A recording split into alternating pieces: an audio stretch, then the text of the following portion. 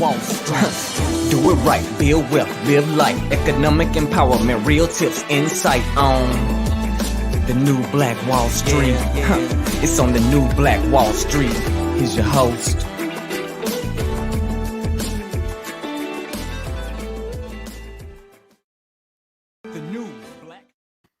All right, good evening, beautiful people, man. Thanks so much for joining us here tonight on our special broadcast from the new Black Wall Street, which is Black Man Monday, where we look to connect networks to networks, number one, and then we also look to uplift, inspire, and encourage the Black man here tonight. I'm your host, ERGJ, your certified financial educator, CEO of ERGJ Enterprises, The Black Bazaar, and international best-selling author of the book, The Black Billionaires Club. Book that I wrote, guys, is a study of Black wealth. It's a study of the 12 richest Black people in the world today and how they built their wealth. And I just truly believe that if you want to be wealthy, that's a big if, by the way. But if you do, I recommend that you study wealthy people.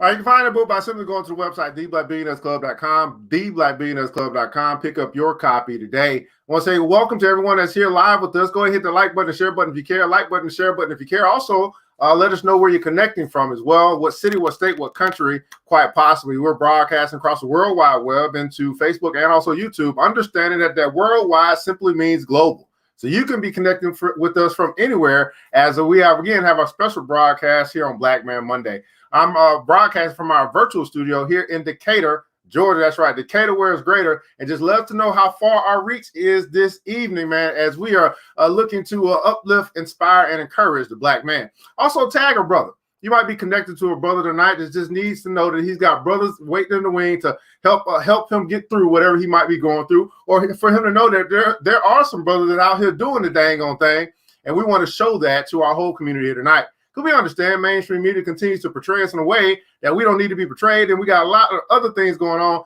and we must be the change. We must become the media. That's pretty much what we need to do, and we can be a part of that here tonight. Miss Angela, Miss Mitchell, Mary Kay is in the house. Thanks so much for joining us here today on Black Man Monday. Hopefully I'll be to see some brothers in the comments as well. And also Miss Vivian Reed is in the house. Thanks so much for joining us here today. And again, go ahead and say hello, all that good stuff. If you are looking for the stream or you are on the stream, hit the like button, share button if you care. You can find our ERGJ Enterprise on Facebook, and then also same thing on YouTube if you happen to be there as well. Share this thing out, let people know what we got going on here tonight. Now, of course, I like to start that thing with our poem. Y'all know I got to start this thing with a poem. What's going on? We got a bro in the house, man. My main fan from New Orleans, Mr. Miguel Thorpe, man. Thanks so much for joining us. Yeah, I'm going to start with a poem, man. Set this thing off right. This is a poem that came to me, it was passed down to me, I guess you could say, from my father. And so I hope that it will serve us well here tonight for all of our brothers that might be joining us here today on Black Man Monday. This is the If poem, written by Rudyard Kipling, and it goes like this. If you can keep your head when all about you are losing theirs and blaming it on you. If you can trust yourself when all men doubt you, but make allowance for their doubting too. If you can wait and not be tired by waiting, or being lied about, don't deal in lies, or being hated, don't give way to hating, and yet don't look too good nor talk too wise. If you can dream and not make dreams your master. If you can think and not make thoughts your aim. If you can meet with triumph and disaster and treat those two imposters just the same. If you can bear to hear the truth you've spoken, twisted by knaves to make a trap for fools, or watch the things that you gave your life to broken and stoop and build them up with worn out tools. If you can make one heap of all your winnings and risk it on one turn of pitch and toss and lose and start again at your beginnings and never breathe a word about your loss. If you can force your heart and nerve and sinew to serve your turn long after they are gone, and so hold on when there's nothing in you except the will which says to them, hold on. If you can talk with crowds and keep your virtue, or walk with kings nor lose the common touch. If neither foes nor loving friends can hurt you, if all men count with you but none too much. If you can fill the unforgiving minute with 60 seconds worth of distance run. Yours is the earth and everything that's in it, and which is more, you'll be a man, my son. That is right, man. If poem by Mr. Rudyard Kipling, bringing it up on in here. That's what I'm talking about, man. See who else is joining us, man. I got another bro. What's going on, man? Mr. Albert Watkins, thanks so much for joining. Hit that like button, share button here tonight on Black Man Monday. Man, we got a phenomenal show laid up for you here, guys. I told you guys, I tried to prep you. Say, hey, man, we got a show, man. We're going to continue to uplift, inspire, encourage the Black man here tonight. I got a businessman and activist with us here tonight, and we'll hear from him first. And then we also, it looks like we got a good connection there. From the Black Wall Streeter and the junior Black Wall Streeter. I think I'm saying that right here tonight as well, man. So we got a father-son duo, I believe, that has kind of built this investment company that focuses on investment clubs and financial literacy. They'll talk to us about their journey as well here tonight. So I'm super, super excited to bring it, because, you know, I'm all about that money. Y'all know, yeah, GJ, all about that money. But nonetheless, man, we're going to bring in our first guest, man, get this thing on the road, man. This brother here, I'm all about this year. I'm all about connecting networks and networks. I want to make sure that the network I'm connected to knows about the other part of the network. And then if y'all, you know, if we hold it takes a village thing, then y'all can connect and make things happen. But you got to know who's in the network. And so that's the whole point of why I do this Black Man Monday and also Black Woman Wednesday. So this brother's out of Nashville, I believe. We met maybe 2 years ago. We did a stream like this for another program, and then we kind of connected and talked and did some business and made some connections. He's an activist, a businessman, I believe in film development. So I want to bring to our show here tonight, Brother William Jenkins, again out of Nashville, Tennessee. Welcome to Black Man Monday, Mr. Jenkins, man. What's going on, brother? Hey, Evan, thank you so much, man. I really, really appreciate having the opportunity, man. Decatur, where it's greater, you know, I'm glad to be calling from Cashville, Tennessee, you know what I'm talking about? So I'm always good to see the brothers, man, and they're trying to fight our common enemy, which is the heart and soul of white supremacy and whatever agent it shows up in. Because it shows up and it has a lot of different agents. So I thank God for the opportunity, man, and bless you, man. I really appreciate it. Well, thanks so much for joining us today, Mr. Jenkins, man. If you could, man, there's people who be meeting you for the first time. You could tell us a little bit about who you are, what you do, and why you do what you do, man. So I'm a native Nashvilleian who was blessed at a very, very early age to have an incredible support system in the name of Celine Coleman, my mother, who departed this planet on March 6, 1999. And with my mother, man, she put a lot of really, really incredible things inside of me. But at her death, I realized that we have a finite time to be on the planet.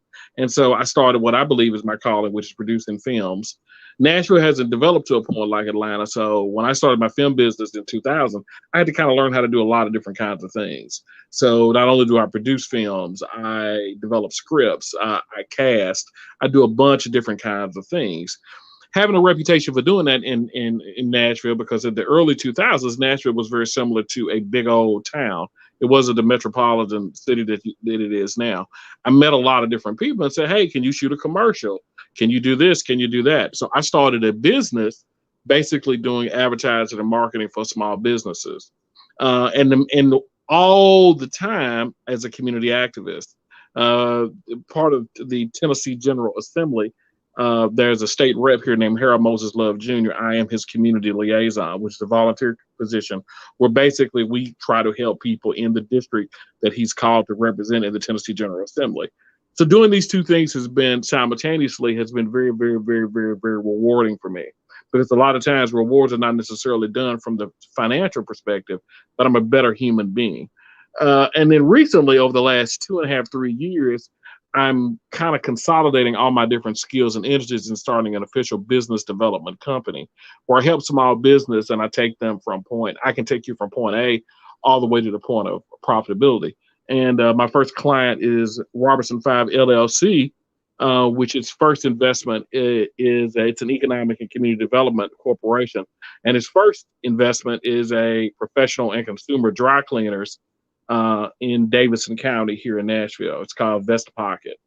And this is my first client. I'm the general manager of said business because some of the business development that I do, I would actually take a role in your company to make sure that we concentrate on the things that I do: customer acquisition, customer service, customer acquisition. I'm saying that intentionally, I'm saying that twice, because a lot of times a lot of black businesses don't understand when the rubber meets the road, you got to have customers, man. You got to be making the bottom line. And this kind of what I do here in Nashville, man. Absolutely, man. I'm hearing a lot of like transition and evolution. You say, hey, I started here doing films and I got into advertising and marketing. And as an activist as well, you're probably leading a lot of different people. You started, it looks like you're a brother that just simply uncovers needs and brings solutions. Is that a good, fair point? Yeah, because I think that's a great way to say when you talk about entrepreneurial things, because that's really what American business is about. Like what's the people have a problem, your ability to solve them can be very, very lucrative from a financial standpoint. The evolution that I had to deal with is really because of the needs or the lack of training that is here in Nashville. So I've been able to jump in, but it's wonderful, man, that when you talk about bringing networks together, because I think I would be even more successful or more, I would be even more effective in a place like Atlanta that has more of a history of doing these sorts of things. But my skills could be done better because they have a larger African American population.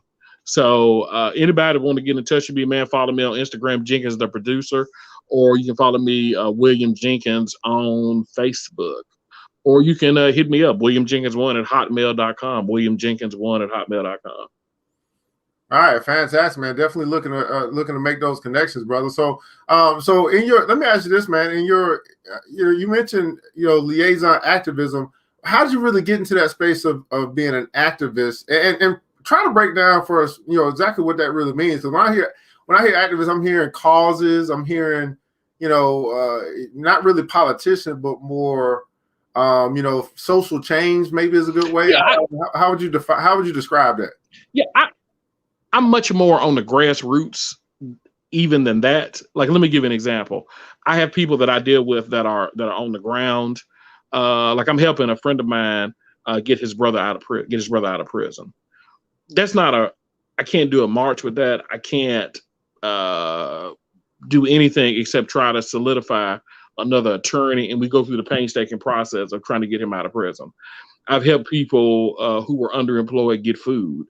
I've helped people find housing. That's what I mean by the activist idea. The most of the time when we think about the concept of activists, we're talking about the Black Lives Matter. And I think it's wonderful what those sisters have done. But when I use the definition of activist, I'm talking about somebody that's on the ground helping people of color, African Americans every day. And that's incredibly important because of the history that we've had to deal with in this country. So I do all of those sorts of things. And when you talk about some of these other terms, for me, it doesn't really work, like community mobilizer or some of those things, because I can do those things, but I'm an activist, meaning I'm active in the lives of African Americans on a daily basis. Gotcha, man. And so as you move into this space of business development, taking on your first client, was this something that came out of the whole, I guess you could say 2020 with pandemic COVID, or is this just a brand new project that came out of it? How did that kind of come from? No, it actually started. Well, the role that I'm having now actually started last year because we had, right before COVID hit, we had a massive tornado hit in Nashville. Oh yeah. And that tornado really, really devastated a lot of the business that we had. So we had to move locations. So that's when he kind of brought me on full time to kind of do what I had to do, because the owner of Robertson 5 LLC had to lay off a lot of his staff. So with laying off a lot of his staff, I kind of came on and kind of did my thing. So it's a result of, like you said, trying to find a solution. But he's been able to actually, man, this brother is an amazing brother. He's been able to do a bunch of other stuff, and he's actually is the first minority owner in this state of a FedEx terminal. So he's even in the middle of a pandemic. Brother Robertson hasn't allowed that to get in the way of him making moves that he needs to make for himself, the community, and his family. Absolutely, man. And and for you, just personally or business wise, man, what as you think about coming through the pandemic, what's a big lesson that you learned for yourself, or a big takeaway you took from 2020? Save as much money as you can. Save as much money as you can, and multiple streams of income are everything, man. Like I do hospitality too. Was involved in a hospitality business, and that money got dried up because our tourism, excuse me, our tourism was devastated. Like we had no tourists. I mean, you couldn't travel. It was COVID. But I can only imagine if I wasn't doing this kind of thing with Robertson 5 LLC / Vest Pocket, man, I can't imagine what would happen to me. I mean, seriously, because there are people out here right now who were depending on hospitality money to pay their bills. So if that went away, I don't know what they're doing. So I think of multiple streams of income and save if you can. Some of our people though are in a position where they don't have the money. They can't really afford to save. They're not, because they literally are living paycheck to paycheck. Yeah, I got you, man. That's definitely prevalent in our community and at large as well. And you told us a little bit about what you're doing with Robertson, but is there what you got coming up for this year? Is there anything other than what you're kind of working on now that you really? Man, I'm really trying to grow. I'm trying to grow another brand called Nashville 615. It's a brand of custom made hats that say 615 on it. Surprising because it's Davidson County's area code. I'm working on that. Just working with some of these small businesses, man, and trying to generate enough money to do a feature. Some of my films, the great Boyce Watkins, I was the first guest of his Black Movie Night. He featured me in all the films that I produced. And then I was a part of Issa Rae's movie of the month that she used to do on her YouTube channel. So Issa Rae's recognized a lot of the films, one of the films that I've done also. So I've been blessed, man. God is good, man. And how has that impacted the film industry, man? I mean, I know you've done some great work in the past, but how did COVID really affect what you do from the film? Well, I mean, I think we're going to look at what's going to happen and what's going to happen next, and I think everybody doesn't know what's going to happen next. Like, let me get an example: Judas and the Black Messiah, which is a film. Excuse me, which is the film about Bobby by Fred Hampton. It was going to screen big. It was going to do great. It was going to do great, Evan. The problem is COVID. Now it's on HBO Max. So we have to ask ourselves, at this point, have we reached a boiling point where people feel more comfortable watching movies at home versus going to the theater? And I don't know the answer to that question. You know what I mean? We all are familiar with Netflix and chill, but are we willing to do that has that become scalable? Has that become something where everybody wants to do that all the time? And if we've reached a point where theaters are non-existent, what does the income stream look like for filmmakers? Because if on a subscription model, man, they would be paying us pennies on the dollar. Or would they? I don't know. And that's the thing that I'm curious about. What happens to the movie theaters? What happens to movie theaters? Man, my days are long, brother. I'm invigorated, but my body's tired, man, because my days are long. So you have to forgive me. But I think that's the issue. I also think another issue that COVID has done is COVID also puts into another emphasis the music in movies, because once again, the music in movies was already going through a bit of a transition because this music wasn't released commercially anymore. You can't buy CDs. So now, if they're not even going to be going to theaters, ain't nobody going to be buying the music because you ain't going to hear it unless you go see the movie. And it's because it's not a music video. You're only hearing the music like that. So I don't know. There's a lot of unanswered questions with that, man. Yeah, it's a very interesting space, man. And let me ask you this again. This is Black Man Monday, where we do our best to uplift, encourage, and inspire the Black man. Hopefully, we still got a few others that are here watching us tonight. But as you think about 2020, man, what would be your words of wisdom or encouragement for the 2020?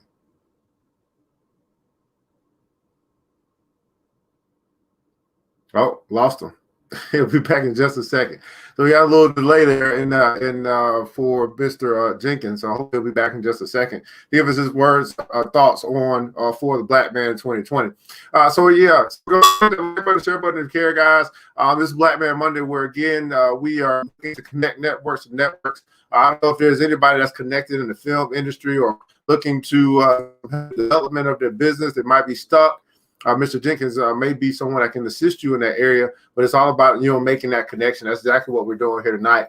We'll keep going. Maybe he'll come back and we'll get him back on the last words, man. But we got another guest coming from it. This is the Chisolms, who are, it looks like I got Miss Jenkins back. I'll bring her right back real quick.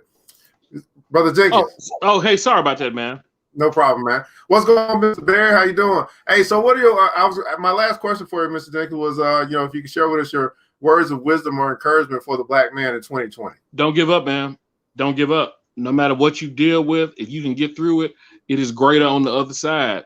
Don't give up on your dreams. Don't give up on your family. Don't give up on your relationships. You cannot be in everyday relationship with somebody, but keep them prayed up, man, because I'm telling you, it is greater later. You've got to get through it to the other side. You just can't give up, man. You've got to keep going. Keep going. Because all these things, if they don't kill you, they are literally designed only to make you better, man. They're only designed to make you better. And you've got to keep going. You got to keep going, man. Yeah, keep going, man. Greater later, man. Mr. Jenkins, man, thanks so much for joining us here today on Black Man Monday. If you want to hang out, I know you might be tired. I don't know. We'll be here for our last guest. Maybe bring you all up at the same time. So if you can, hang on. If not, we understand.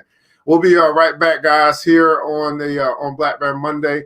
Let me take him down. We'll be right back here after the advert. Man, hey, hopefully you guys enjoyed Mr. Jenkins. You could leave some words of encouragement for him in the comments below. We'll read those on the other side of the break. We'll be right back. Oh, yeah.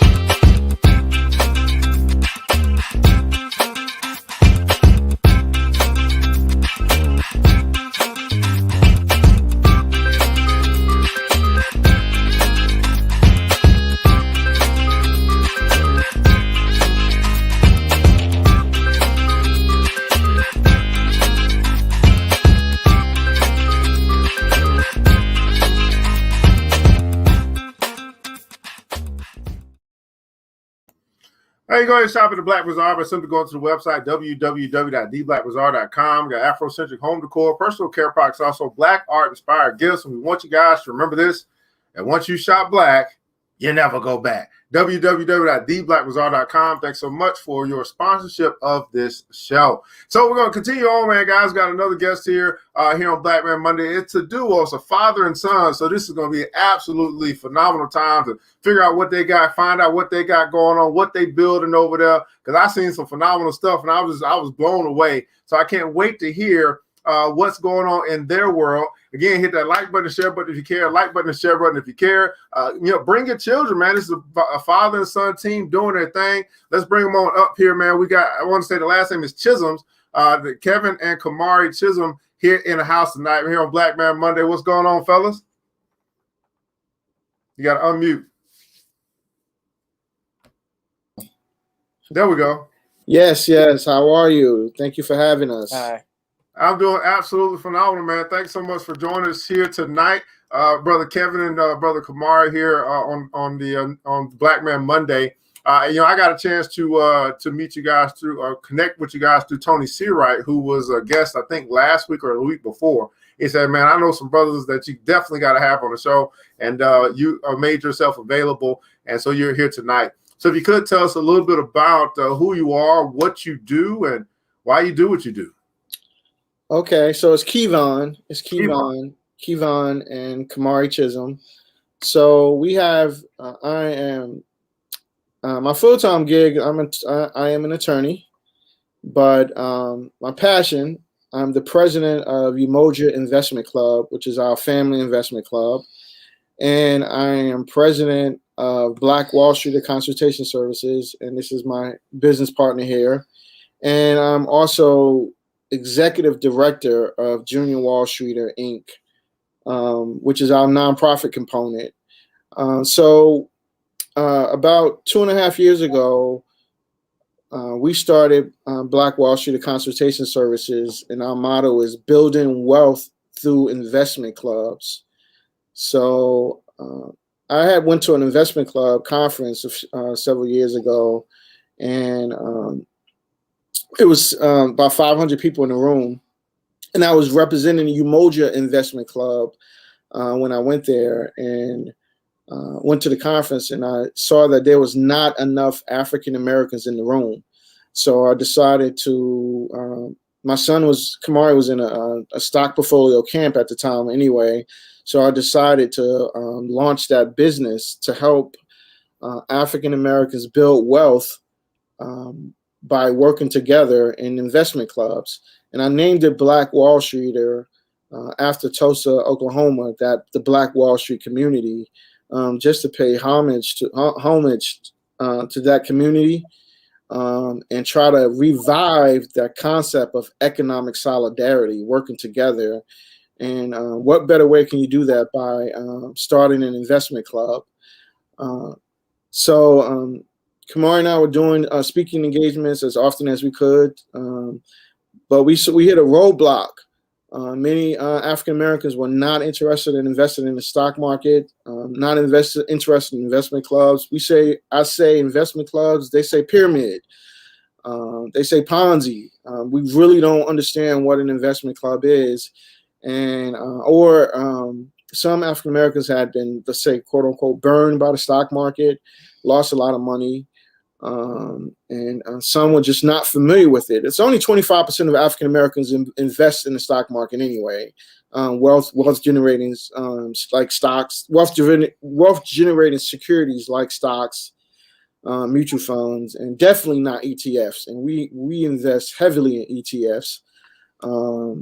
So we pivoted. So by the way, let me clarify what an investment club is. It's just individuals coming together. I like to say 10 to 15 friends and family members coming together for three reasons. One, to become financially literate, learn about insurance, life insurance, wills, stock market, ETFs, or what have you. Two, pooling your resources together to invest in the stock market, and thereby decreasing the risk of doing it by yourself. So let's say you have 10 members, you commit to giving $100 a month for a year. Whatever you can stand to lose, that's what we like to tell people. And then at the end of that year, you're educating each other by meeting once a month, and then you use that to invest in the stock market. And then third reason is just getting together, having a good time, socializing. Of course, you can't do that now, but yeah, that's the other reason. So we hit a roadblock I just couldn't get enough business. My goal is still getting 10 investment clubs together and forming a super club. And that way we can do some like angel investing. I believe that's what the real money is doing something like that and exposing us, giving us the opportunity to do that. So I started 3 so far, 3 investment clubs. And so we pivoted, and I started Junior Wall Streeter Inc. And I said, well, we got to start teaching the kids. So we created a financial literacy curriculum, financial literacy and investing curriculum that is geared towards African Americans. The emphasis is African Americans. And we know that there's a lot out there, a lot of financial literacy curriculums out there, but none of them are geared specifically towards us. And ours also include investment clubs because we want to teach kids how to work together, and thereby sort of like community development. They can make changes in our community in their communities by working together, pooling their resources when they get older. And we offer summer camps. So we have a 2-week summer camp where we teach basic financial literacy, introduce kids to the stock market, how to invest. This year, we're offering 2 more separate camps. One is advanced stock analysis, where we're teaching a higher level than we did last year. And we're also teaching real estate investing.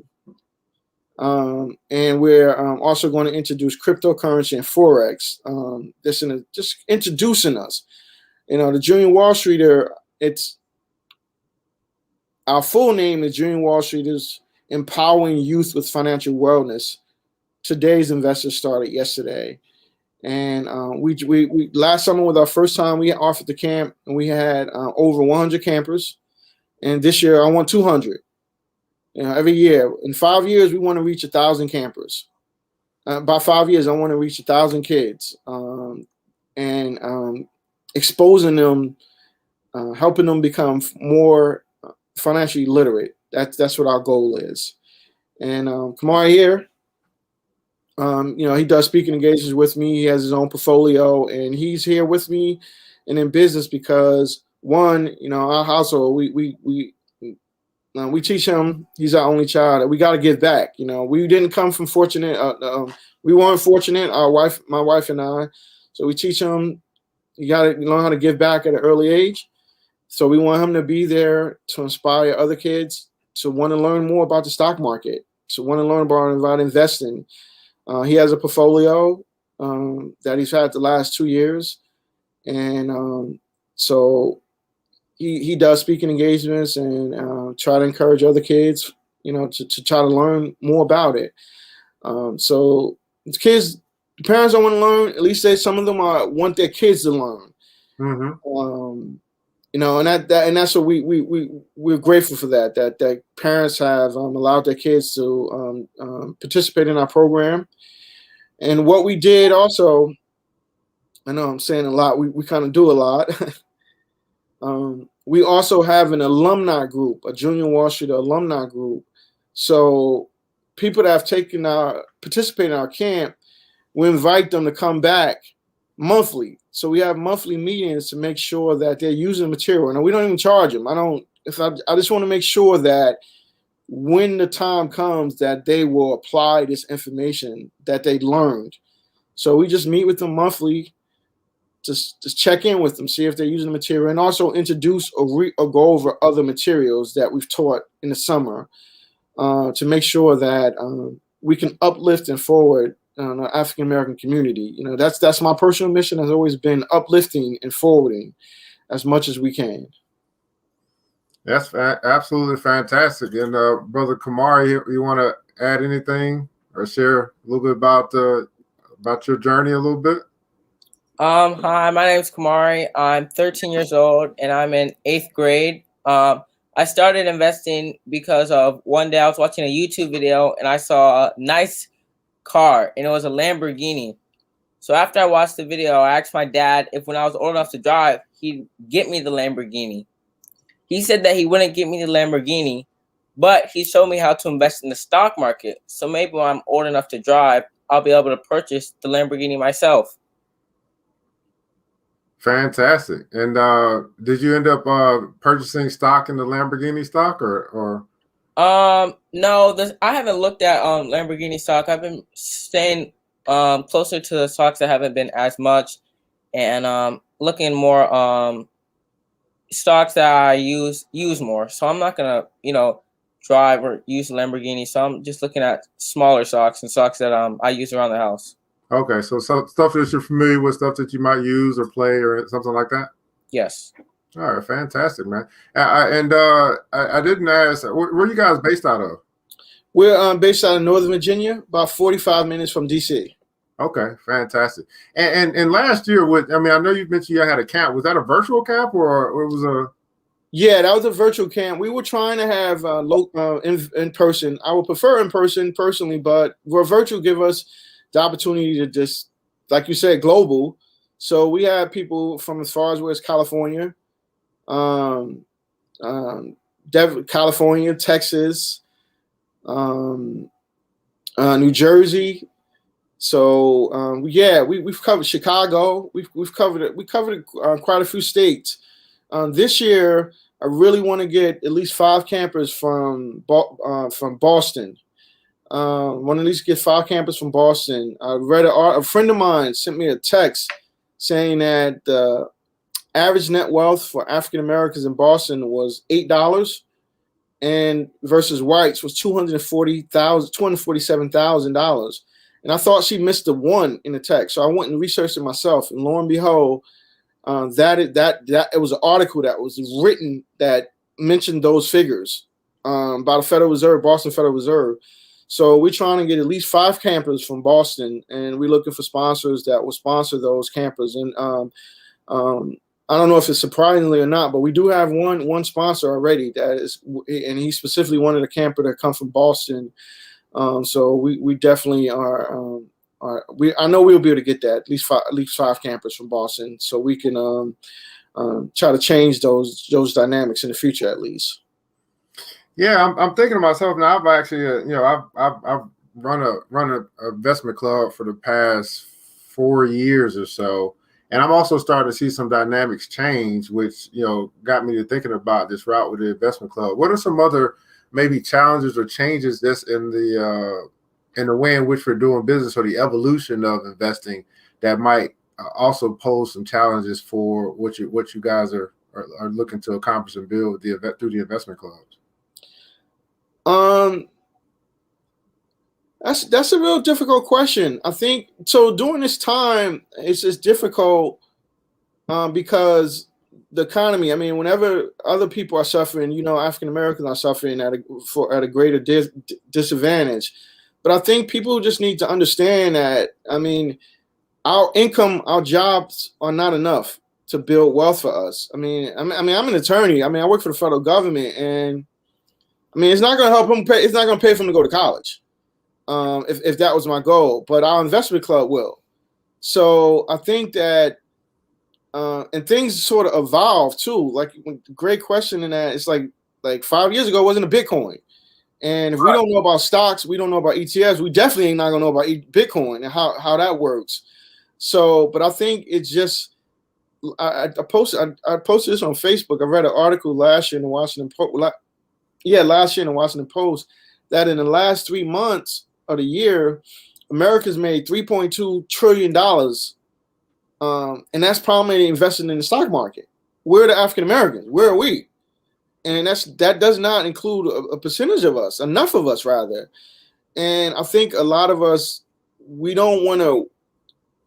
need to understand that it's not a get rich scheme. We need to give it time, and it's not quick money. Like the whole GameStop thing probably got a lot of people twisted about investing in the stock market. But if we take a step back and be patient and learn about how the market works, like Kamari invests in ETFs, he could tell you himself, man, this ETF that he has 2 ETFs, exchange traded funds, that are doing extremely well. I mean, if he had more money to invest in, he'd be doing extremely well. And he's doing well, like just investing over a year in this one ETF. How much have you made? I made over $700 from that ETF. And he just purchased it in March. Now he's not gonna get that in the bank, and he only bought 5 shares. So I mean, he's been pretty fortunate. So we're trying to get other people, as many people as possible, and not saying it's quick. It just takes time, right? Our biggest, our investment club, Umoja, our biggest gainer, biggest winner is Amazon. I mean, 2.5 years ago, we purchased Amazon at $833 a share, right? We purchased a few shares of it. Amazon is over $3,000 a share now. I mean, that's probably going towards his college education to help support him. Not all of it, but as much as we can. And our retirement, of course, because we need money for retirement as well. Yeah, absolutely, man. Fantastic thing you're doing, and I like what I'm hearing. As far as the dynamics, the structure, the dynamic of the business, right? Hey, we got the for-profit, which we were doing, but then you mentioned this word pivot. Everybody putting console pivot. You're willing to pivot. Now, when did this pivot happen? Did that happen 2020? Did that happen, or when did you start to see, man, we got to do something else? Because I've been through the same process, man. I try to teach them adults, but they'll do it for the kids. They won't do it for themselves. So I've been here, been there, done that. But when did this you like, hey, this ain't working? We just gonna approach it come from a different angle. Let's go and pivot over here. When did that really, or around what time frame was that you say, let's just start to make a shift here? Yeah, in September 2019. Oh, so before it's pre. Okay, go ahead.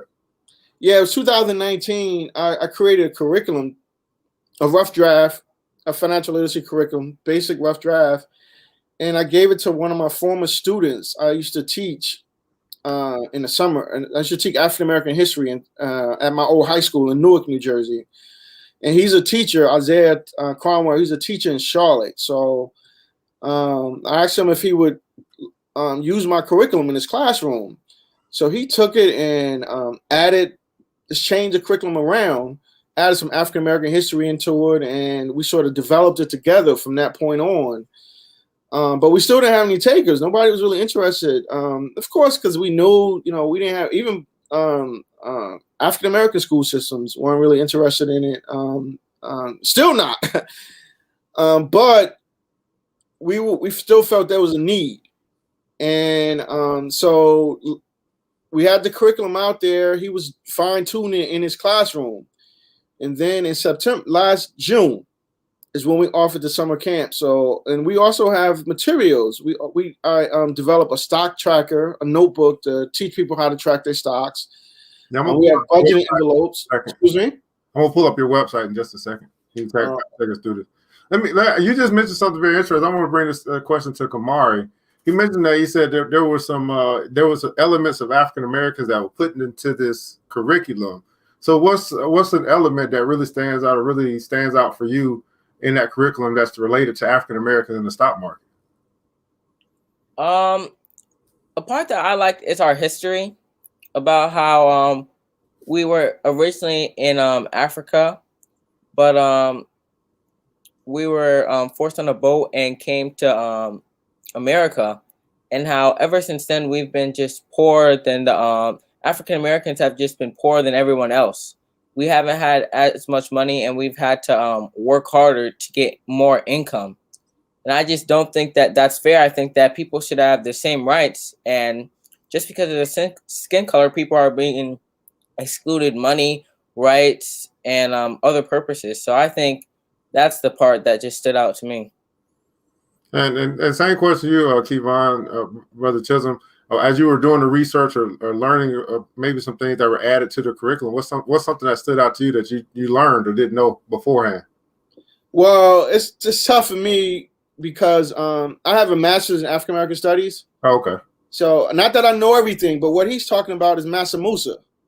Like I didn't know. So Isaiah Cromwell, who's special, he added the African American component.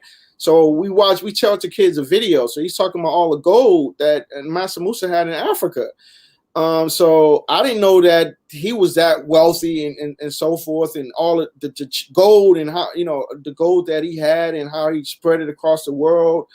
And I had been to Egypt when I was in college, so I knew about Egyptian history and how the cradle of civilization is in Africa. So, but the thing about the African American history that Kamari is talking about, when we taught that to students, I mean, a lot of our students didn't know anything about our history before slavery. So right. So that we teach that in our summer camps. That's a part of it. African American history, African history, and I was pretty surprised that that's what they thought our history started with was slavery. And so we and some kids are really sharp now. They went to certain schools and they already knew material that we did teach them, but some some of the information was pretty new.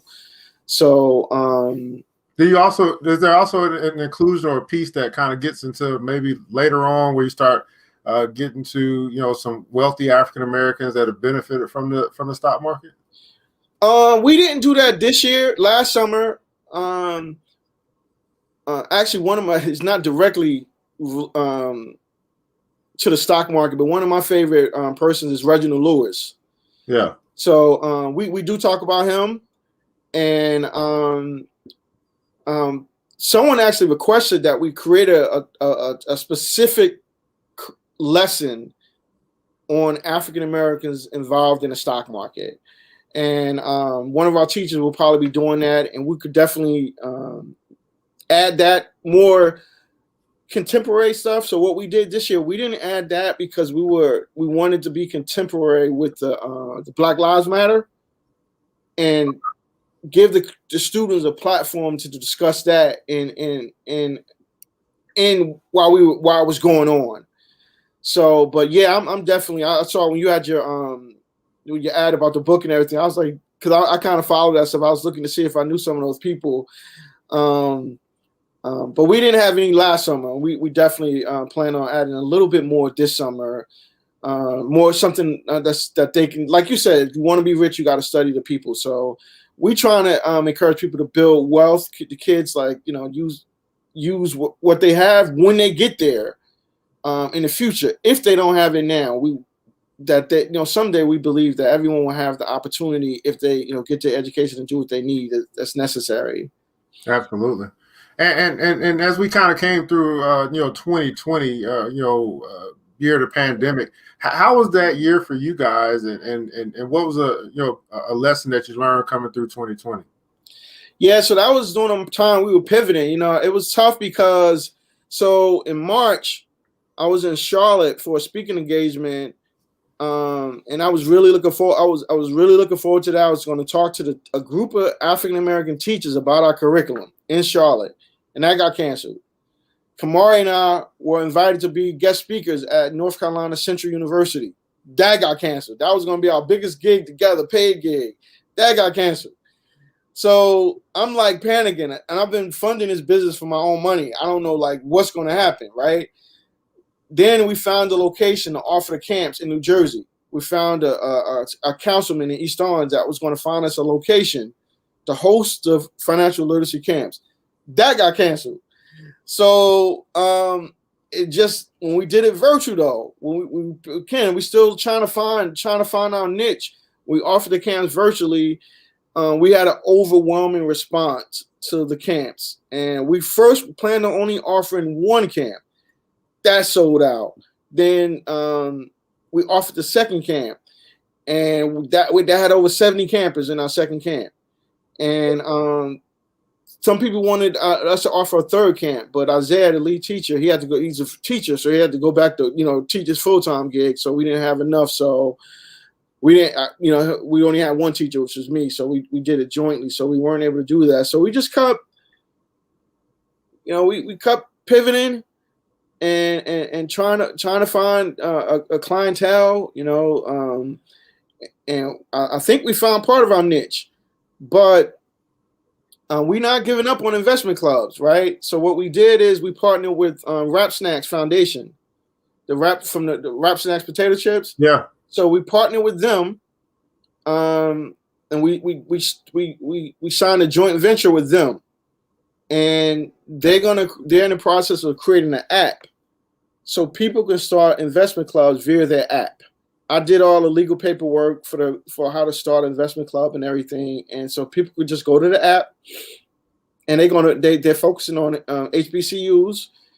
Students can start investment clubs via the app.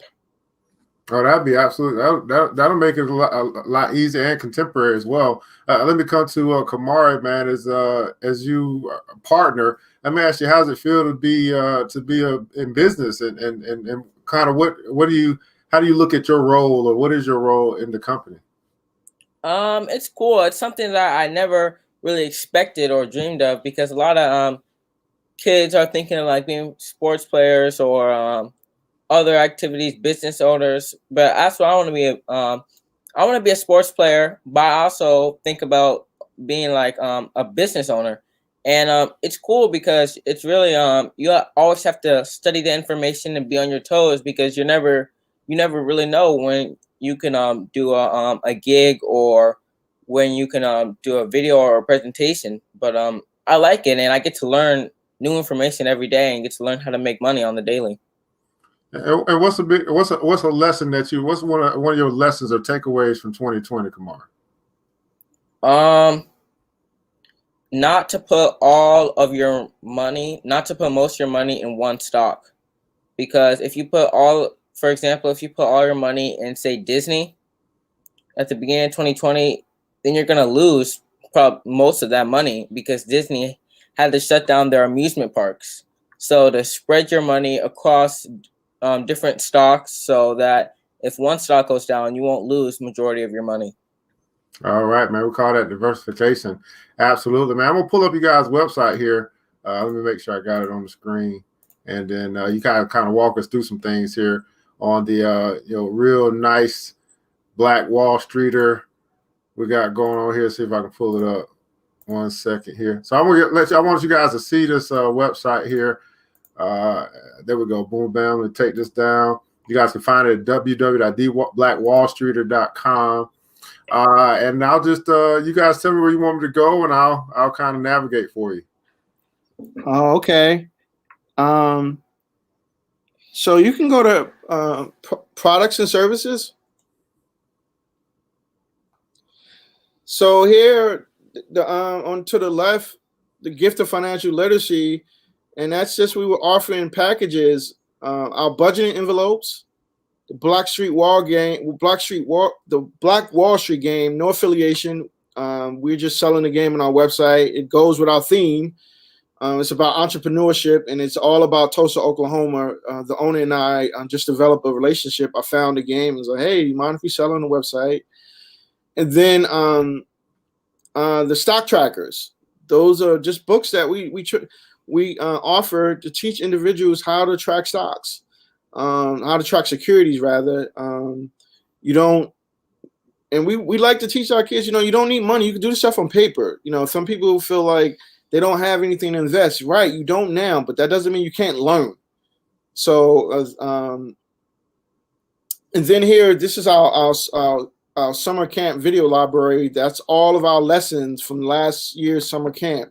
All 10 lessons that we offered that summer. You can purchase those. And then these are our investment club packages.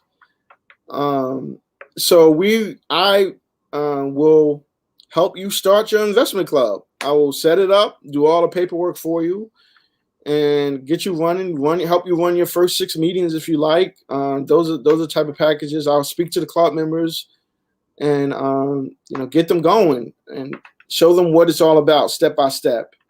And next to that is our ebook, Financial Legacy: Building Wealth Through Investment Clubs. And really, you don't need me. Just read that book. It's 30 pages to give you everything you need to know: sample documents, contracts, interest letter you can mail out. You could just take that and run with it. That's the printed version, and that's the downloadable version there. We've sold over 500 copies of the downloadable version, actually. So far, that was my first release. It's been out 2.5 years. When we first launched the business, we had we launched that book to teach people how to build wealth through investment clubs. Makes sense. And these just some of the features of the Black Wall Street board game. And the brother there is Devon. That's his name. That he created that game. It's a pretty good game. Teaches you about the history of Black Wall Street, Tulsa, Oklahoma, the businesses, and about venture capitalists, everything. So it goes in our theme of investing, learning about the stock market, so forth. And these are our budgeting envelopes, Junior Wall Street budgeting system. And those are just envelopes to teach kids, and also youth and adults. My wife still uses envelopes to budget her money. But we have stock tracking sheets so you can write down and learn how to budget. I think that's one of the biggest issues in our community is budgeting. We overspend a lot of times, not all of us, but some of us. And then we have the video Generation 1, the search for Black wealth, just a video that I showed that video, part of it, during our presentation. So I wanted to make it available. I think it's really great to generate discussions about building wealth in the Black community. All right. All right. I'm going to go over to Junior Wall Streeters over here. Okay. What are we looking at here? So this is all about our camps. We got our donate button here. This is our nonprofit component. This introduces you to our financial literacy curriculum. We have 10 to 14 lessons from banking, budgeting, credit rating, investing in stocks, ETFs, mutual funds, bonds. We do it all in our 10 to 14 lessons, immersed with African American history and culture. So we say 14 because those if those the African American lessons are supplemental. We do offer automatic in the summer camps, but if people want that, teaching us about our history, so we offer that as well. But this is the nonprofit component that we're offering, and we just launched this in November. But this is like where you could sponsor a camper, or you can just make a donation to what our cause and what we're trying to do, which is ultimately our primary purpose is decreasing the wealth gap between African Americans and whites. Fantastic, man. Phenomenal job here. What you got going on here with the website, man.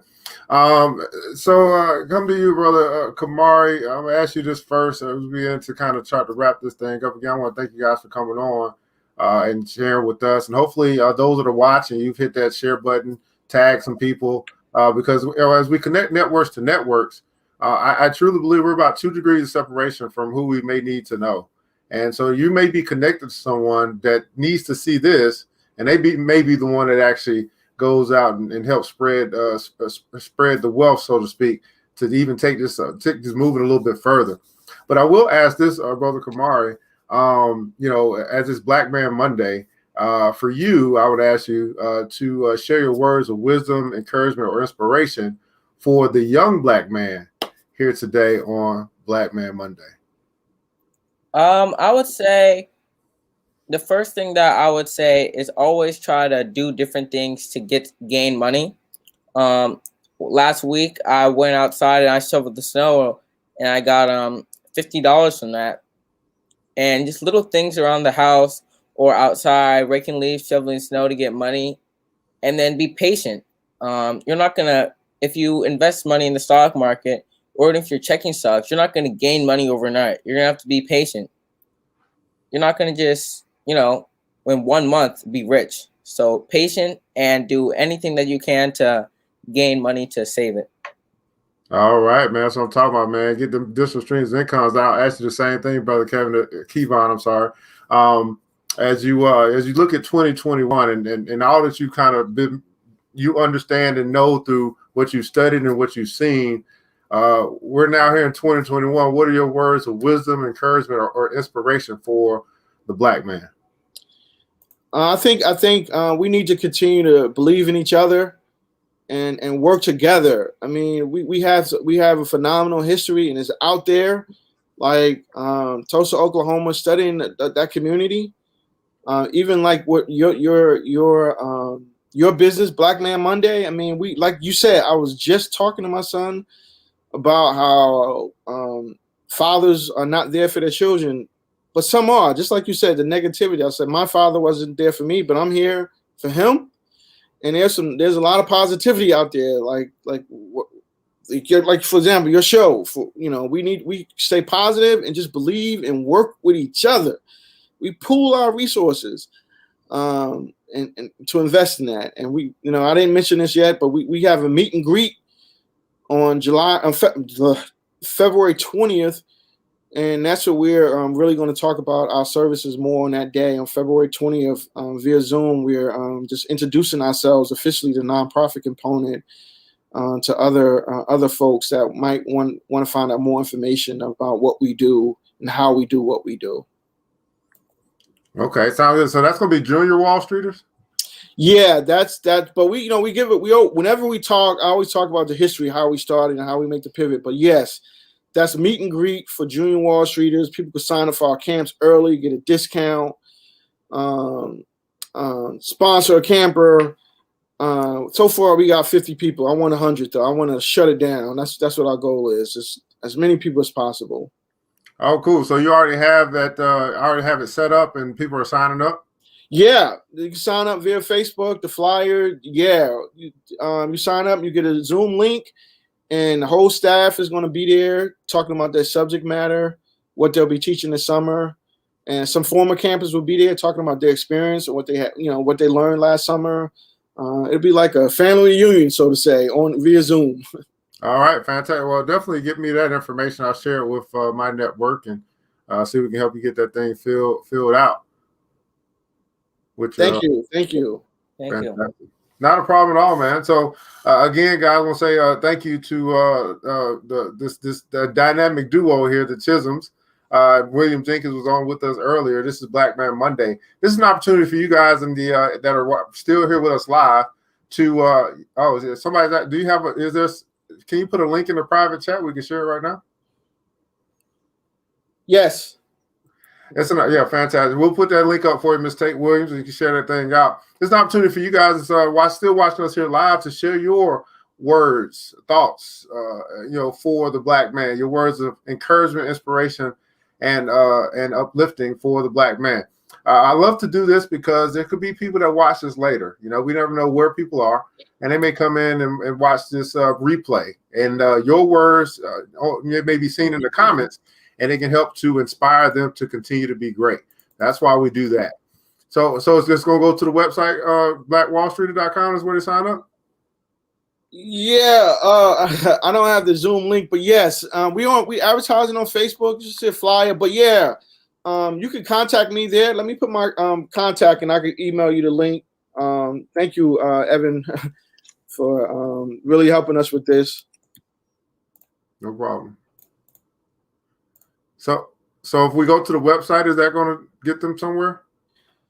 Well, that was just what you already posted. I'm sorry. I put my email address. So if you wanted the link to the meet and greet, I'll send you the flyer, and then you can just click, and the link will be in the flyer to sign up for the meet and greet. Okay. All right. Yeah, I'll send it out to him. I'll get it out to him. Fantastic. All right, guys. So what do you guys think, man? What did you think about the show, Brother Kamari? I like the show. Thank you for inviting me and my dad on. Oh, not a problem at all, man. The same to you, Brother Kevon. What did you think about the show? Oh, I saw the show last week. You and I, Tony Seawright, man. That's my guy, man. He did the same thing with me. He just called me up. He saw a press release. Just called me up, man. He's been encouraging that brother there, man. It's just a tough business, as you know, man. There's days, months we go by with nothing, nobody. We're trying to educate, and that's why I got to keep my full-time job. But this is my passion. I tell Kamar I want to do this full-time. So the show is excellent. I was listening on last week. Congratulations, and keep doing what you're doing. I told Kamari, man, listen, we got to try to help each other, not to tell him that all the time. So, that's why he's here. Kids see him. He didn't even talk about his portfolio, man. This guy, man, I tried to get him to sell one stock, Evan. He chose not to, and that stock is doing extremely well. I was like, boy, you sure you don't want to sell it? He said, no. I was like, you sure? Asked him 3 times, Evan. He wanted to keep it, and it's doing really well. I didn't force him. Yeah. So he's learning, man, and that's what I want other kids to do the same thing. So, brother Kamara, do you teach? I do certain lessons. Like I teach people my age and adults how to track their stocks and budgeting. I teach how to budget their money, how to put it in the envelopes. I can give some advice on what stocks to look at and start tracking, and to start putting some money into track your stocks and buy stocks. When you say what stocks, are we also talking about why to look at those stocks? Yeah, like a lot of people like to look at stocks that they use a lot of, or companies that they use a lot of. So if you buy a lot of Amazon, maybe you want to start looking at Amazon. But if you can't afford Amazon, then that's when we go into ETFs, and then we want to start looking at ETFs that own stock of Amazon. So let me ask this. I'm just diving in a little bit because I'm a business analyst, and a lot of times I'm able to kind of uncover some things that might help boost what you guys are doing. When it sounds like I'm hearing that it quite possibly obviously you have a specialty in ETFs. Have you thought about, or have you guys thought about? I want to speak specifically to you. Have you thought about saying, you know what, let me put a ETF lesson together? Or do you already have that? Yeah, man. I got to teach ETFs. We get down. I let Kamari, he breaks down his ETFs. He owns 3, right? No, he owns 3 different ETFs. And we break that down. That is so important for African Americans to understand. And he said it, he hit it on the nose. Yes, to answer your question, I actually teach that because I'm so passionate about it. Just like he said, right? We use Amazon. Everybody, right? Not everybody, a lot of people, right? it's over $3,000 a share, like I mentioned. But you can find an ETF, the one he owns. That when he bought it, it was $188 or something like that. Now it's up to $300. So yes, ETFs. We big fans. We big fans of ETFs. So kind of what I'm putting down, and hopefully you're catching this, is that Kamari with his presence, he can become the star of what you guys are doing. Thank you, Evan. I'm trying to get him to understand that, but I can't make him, right? Like you said, he's a phenomenal baseball player. And he is 13. Yeah, I was good, baby. What position you play? I played shortstop, the catcher, everything. What you play? Oh yeah, I play center field and second base and shortstop. Okay. Let me share something with you, brother Kamari. This piece, that you're probably getting familiar with when it comes to business, and it's called the marketing piece, right? You're going to be much more marketable than your father. Your father's knowledgeable, overseer, can come in and help you out, but you're going to be much more marketable. People will pay just to see you talk, even if they don't know what you're going to talk about. So I want you to think about this for a second, because the love of baseball. But I shared maybe like I don't know what you call it, but it's like a similarity between baseball and stocks. Let's talk about this for a second. So brother Kevon was saying how, you mentioned earlier, you said, hey, be patient, things like that. And I was saying earlier today, I said, man, I remember playing baseball, and it seems like ever since this whole GameStop thing took off, that we have a lot of our brothers and sisters who just want to come up and hit home runs. And I said, the problem with that, though, if you always swinging for the fences, you're going to strike out more than you actually connect, right? Connection to baseball. And I said, but I'm the type of brother, I want to take my singles, take my doubles, take my triples, and eventually I'll end up having more runs or having more scores, higher score than you, because you might hit a home run, but there's nobody on base. Yeah. So I started connecting my love of baseball to my, stock, you could say, strategy, and kind of breaking it down like that. What do you think about that, Kamar? Yeah, I like that analogy because it connects to me, because I'm more of a singles guy, and I'm not always trying to swing for the fences. Right, fantastic. And do you also approach that same mentality to how you select your stocks and build out your portfolio and your ETFs and stuff that you choose? Yeah, I'm not gonna put all my money in one stocks and try to hit a home run. I'm gonna place some money in this, money in that, and try to get singles. And then maybe if that one's doing well, I put more money in that specific stock. So do me a favor, man. I'd love to see, and I don't want to put too much work on you or anything like that, but I would love to see, some type of breakdown analysis between baseball and building a Grand Slam or All-Star portfolio. I also added like this. I say, man, if I was building a team and I'm drafting that round one draft. I got to make it the best. Yeah, it got to be the first round is important. You got to pick a winner first round, man. So those some things to consider. I think that'll be an awesome thing, because then you will be able to connect that love of sports, which is a big connection in our community and to our kids. Yeah, I'm pretty sure your dad already talked about this stuff. So I'm just adding. I'm probably just confirming what you've already heard. No, actually, Evan. No, I'm glad you made. I never tried to make the connection with sports with him, so I wrote that down. I can get him to do something like that, like, because they say sports, like he doesn't anything that'll challenge him, actually. So I appreciate you even challenging us, because I get him to work out. We have a basic simple system that we teach to get people to invest in things, like he said, that they are already familiar with. That's what we try to teach them. And people, like, if you're going to use an iPhone, why not buy stock in Apple? If you're going to use Apple products, you like Nike, why not invest in Nike? He's a big Steph Curry fan. I'm a big LeBron fan, right? When he first started investing, he wanted to buy Under Armour, and it did not look good. 2-3 years ago, like, whoa, Kamari. And he was fine with that, because it just was not a good, I don't even know if it is a good stock now, but I won't, I'm not going to say it's bad, but it related to him because of Steph Curry. And the same thing with me, like with LeBron. Like, LeBron is just my guy because not only what he does on the field, but off the field. But he can relate to that. But I really appreciate you saying that for baseball, because that's a good way that we can he could be more encouraging with it, because he likes sports. Yeah, absolutely, man.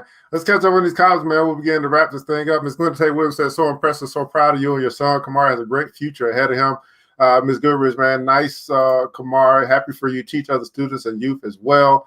Ms. Spoonie says here, great advice because kids will connect with sports to understand money. Excellent advice. Ms. Golden said, that's how you do it. Yeah, hey, Kamari could be a teacher to teach the kids and the youth. I'm seeing it. He's got to see it though, but I'm seeing it. We encourage you, brother.